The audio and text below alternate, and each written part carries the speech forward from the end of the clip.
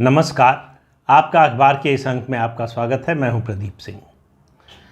Bureaucrat कुछ ऐसे होते हैं कभी कभी किसी राज्य में, किसी दौर में, जिनकी बड़ी चर्चा होती है और उनकी चर्चा का कारण ज़्यादातर एक ही होता है। जो किसी विवाद में पड़ गए उनकी बात नहीं कर रहा हूँ।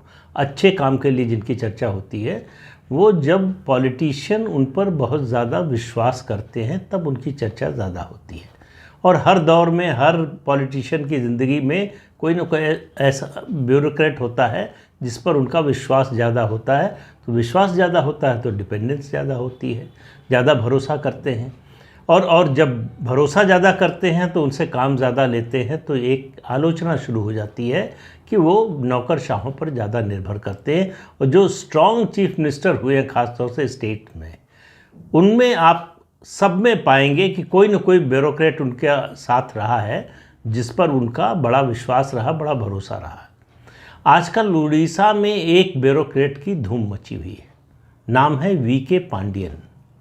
उड़ीसा कैडर के आईएएस ऑफिसर है, सन 2000 कैडर के अधिकारी हैं, तमिलनाडु के रहने वाले हैं। लेकिन उनकी मुख्यमंत्री नवीन पटनायक से ऐसी बनी कि अब वो एक तरह से पार्टी का चेहरा बन गए। पांडियन साहब पिछले 12 साल से नवीन पटनायक के, और नवीन पटनायक मुख्यमंत्री हैं 1999 से, तो लगभग 24 साल से, 12 साल से उनके निजी सचिव हैं, प्राइवेट सेक्रेटरी हैं। अभी पिछले दिनों उन्होंने इस्तीफा दे दिया। अब उनका और नवीन पटनायक का भरोसा उन पर और नवीन पटनायक और केंद्र सरकार के संबंधों का अंदाज़ा लगाइए। वीके पांडियन ने इस्तीफा दिया और डीओपीटी ने सिर्फ 72 घंटे में उनका इस्तीफा मंजूर कर लिया। आमतौर पर आईएएस अधिकारी इस्तीफा देते हैं, आईपीएस अधिकारी, तो उनका इस्तीफा मंजूर होने में काफ़ी समय लगता है, कई दिन, कई बार कई महीने भी लग जाते हैं। लेकिन नवीन पटनायक और प्रधानमंत्री नरेंद्र मोदी के जैसे संबंध है, उसको देखते हुए मुझे लगता है कि संदेश गया और तुरंत ये काम हो गया। तो लेकिन ये खबर देने के लिए मैं ये वीडियो नहीं बना रहा हूँ कि उन्होंने इस्तीफा दिया और इतनी जल्दी मंजूर हो गया 72 घंटे में, और नवीन पटनायक और प्रधानमंत्री के कैसे संबंध है। बात यह है कि चर्चा उड़ीसा में यह है कि पांडियन चुनाव लड़ने वाले हैं। दूसरी, जैसे ही उनका इस्तीफा मंजूर हुआ, नवीन पटनायक ने उनको एक आदिवासियों के लिए योजना है उसका, और उसके अलावा एक उड़ीसा सरकार की और नवीन पटनायक के अपने पूरे मुख्यमंत्री पद के कार्यकाल की सबसे महत्वाकांक्षी योजना है नवीन उड़ीसा। उसका चेयरमैन बना दिया और कैबिनेट मंत्री का दर्जा दे दिया। अब उसके बाद से जो है चर्चा शुरू हो गई कि क्या वो राजनीति में आ रहे हैं। कुछ लोगों का तो यहाँ तक कहना है कि नवीन पटनायक उनको अपने राजनीतिक उत्तराधिकारी के रूप में देखते हैं। लेकिन बीजेडी के जो सीनियर लीडर्स हैं उनका कहना है कि ऐसा कुछ नहीं है। उन पर भरोसा बहुत है नवीन बाबू का, लेकिन इसका ये मतलब नहीं है कि वो उनको राजनीतिक विरासत सौंपने जा रहे हैं। एक तो वो उड़ीसा के नहीं हैं, ये मामला है। दूसरा, नवीन पटनायक का भरोसा है वीके पांडियन पर, लेकिन उड़ीसा की जनता का भी भरोसा होगा, उनका भी विश्वास उनको मिलेगा, ये आप नहीं कह सकते। तो ये एक तरह से बहुत बड़ा जुआ होगा। और उन लोगों का कहना है कि ऐसा लगता नहीं कि नवीन पटनायक इस तरह का कोई जुआ खेलेंगे। दूसरा, वीके पांडियन की पत्नी भी आईएएस अधिकारी हैं, वो अभी सेवा में हैं। उनका नाम है सुजाता कार्तिकेयन और वो उड़ीसा की ही रहने वाली है। तो चर्चा ये है कि वो भी इस्तीफा देकर चुनाव लड़ सकती हैं। तो दोनों पति पत्नी चुनाव लड़ सकते हैं। इस तरह का उदाहरण मुझे जो याद आ रहा है, 2 पति पत्नी अधिकारियों ने इस्तीफा दिया और चुनाव लड़ा। लेकिन हालांकि थोड़ा सा मुझे अपनी याददाश्त पर जोर डालना पड़ रहा है। के नैयर थे फैज़ाबाद के डीएम, जिस समय राम मंदिर में मूर्तियां प्रकट हुई थी। उन्होंने बाद में इस्तीफा दिया और जनसंघ के टिकट पर चुनाव लड़े। उनकी पत्नी भी चुनाव लड़ी, दोनों सांसद बने 4थी लोकसभा में। के नैयर 4थी लोकसभा में सांसद बने थे, बहराइच से, उत्तर प्रदेश के बहराइच लोकसभा सीट से। तो अगर ऐसा होता है, वीके पांडियन और उनकी पत्नी इस्तीफा देते हैं, तो शायद ये देश में दूसरा उदाहरण होगा। लेकिन हो सकता है कुछ और उदाहरण हो जो मुझे याद नहीं है, लेकिन मुझे जो याद पड़ रहा है वो मैंने आपको बताया। तो वीके पांडियन राजनीति में आएंगे या नहीं आएंगे, ये एक चर्चा का विषय उड़ीसा में बना हुआ है। नवीन पटनायक ने अपना अभी तक कोई राजनीतिक उत्तराधिकारी घोषित नहीं किया है और नवीन पटनायक का स्वास्थ्य पिछले दिनों कुछ साल पहले, बल्कि कहें 2019 के लोकसभा चुनाव से पहले काफ़ी ख़राब था। माना जा रहा था कि 2019 का चुनाव उनका आखिरी चुनाव होगा, लेकिन 2024 का चुनाव सर पर आ गया है। दूर दूर तक ऐसी कोई संभावना नहीं नज़र आती कि नवीन पटनायक राजनीति से, सक्रिय राजनीति से रिटायर होने जा रहे हैं। तो 2024 के चुनाव की वो जोर शोर से तैयारी कर रहे हैं। तो क्या वो वीके पांडियन को राजनीतिक हिस्सेदारी भी दे सकते हैं? विपक्ष का आरोप है कि नवीन पटनायक जो है ज़रूरत से ज़्यादा ब्यूरोक्रेसी पर निर्भर कर रहे हैं। उन्होंने गवर्नेंस को आउटसोर्स कर दिया है नौकरशाहों को। और उसके साथ ही वीके पांडियन पर आरोप लगता है कि वो पॉलिटिकल मामलों में भी हस्तक्षेप करने लगे हैं। तो ये तो बात सही है कि वो बीजेडी के जितने भी राजनीतिक मामले हैं, मुद्दे हैं, उनमें हस्तक्षेप करते हैं और हस्तक्षेप इसलिए करते हैं कि नवीन पटनायक ऐसा चाहते हैं।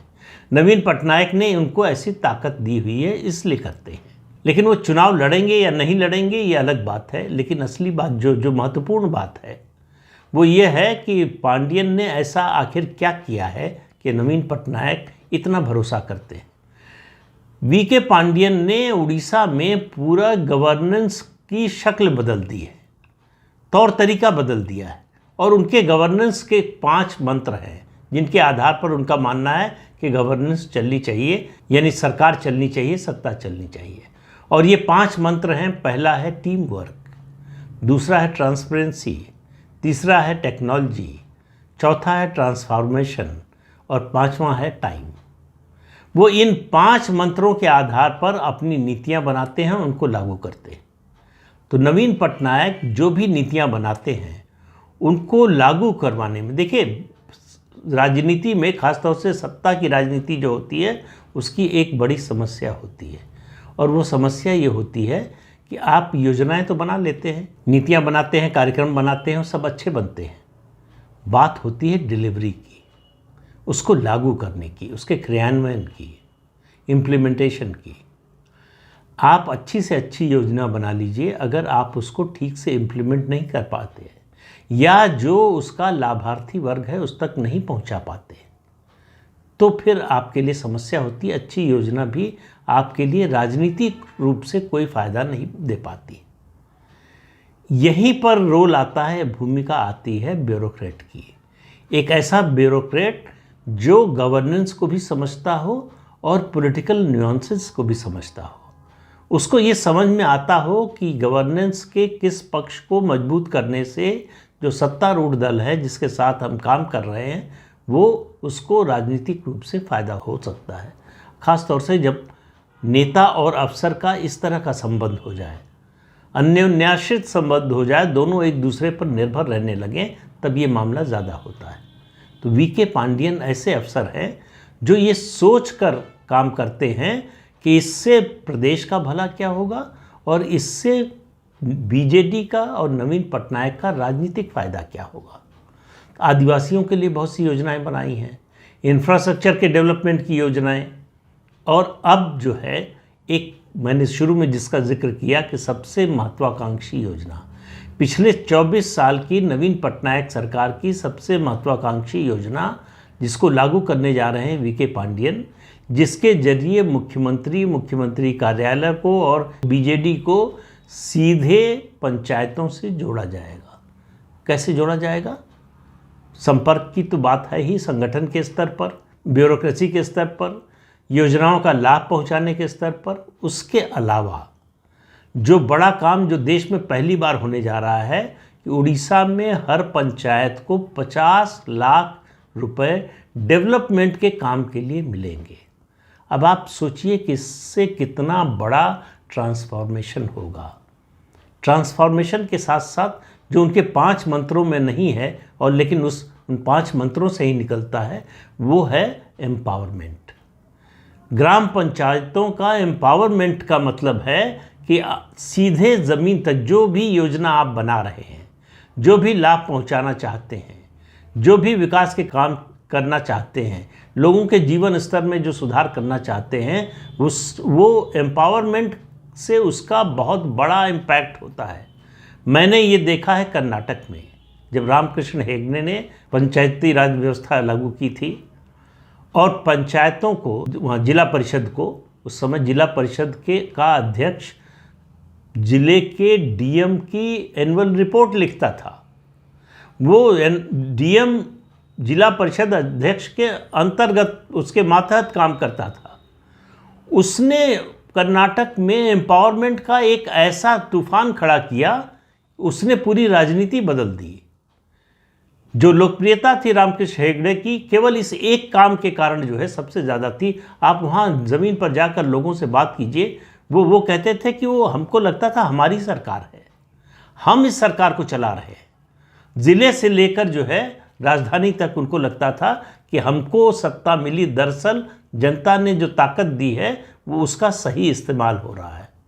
हमको पता है कि हमारे ज़िले में किस चीज़ की ज़रूरत है, किस चीज़ की कमी है, क्या होना चाहिए, किस काम को प्राथमिकता मिलनी चाहिए।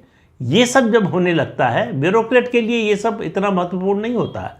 ब्यूरोक्रेट भी इस तरह से सोचते हैं, लेकिन उनको मालूम है कि हम 1 साल हैं, 2 साल हैं, 3 साल हैं, ट्रांसफ़र हो जाएगा, दूसरी जगह जाएंगे। तो वो एक जनरलाइज फॉर्म में ज़्यादा सोचते हैं।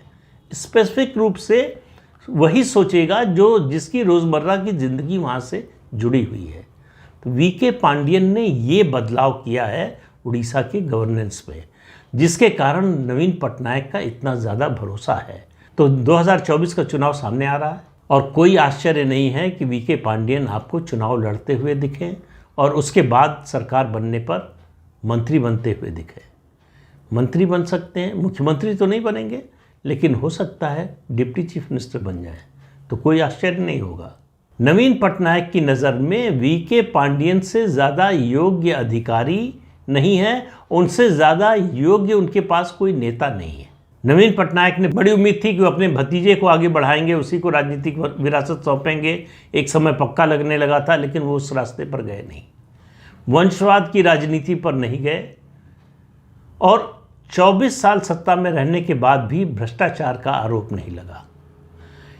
काजल की कोठरी में रहकर कालिख न लगे, ये बड़ी बात होती है। ये कोई सामान्य अचीवमेंट नहीं है जो नवीन पटनायक ने हासिल किया है।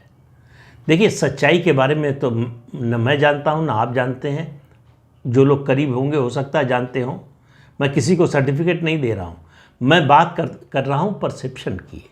जो धारणा है नवीन पटनायक के बारे में कि वो ईमानदार और बड़े कर्मठ नेता हैं, और नवीन पटनायक को मालूम है कि खतरा किधर से है। राजनीतिक खतरे की बात कर रहा हूँ।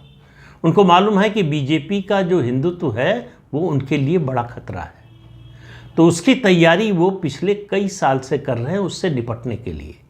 पूरे उड़ीसा में, आपको मालूम है उड़ीसा में मंदिरों की कोई कमी नहीं है, बहुत मंदिर हैं, बड़ा धार्मिक प्रदेश है। पूरे उड़ीसा में जितने भी पुराने मंदिर हैं उन सब का जीर्णोद्धार का कार्यक्रम सरकार चला रही है, नवीन पटनायक की सरकार।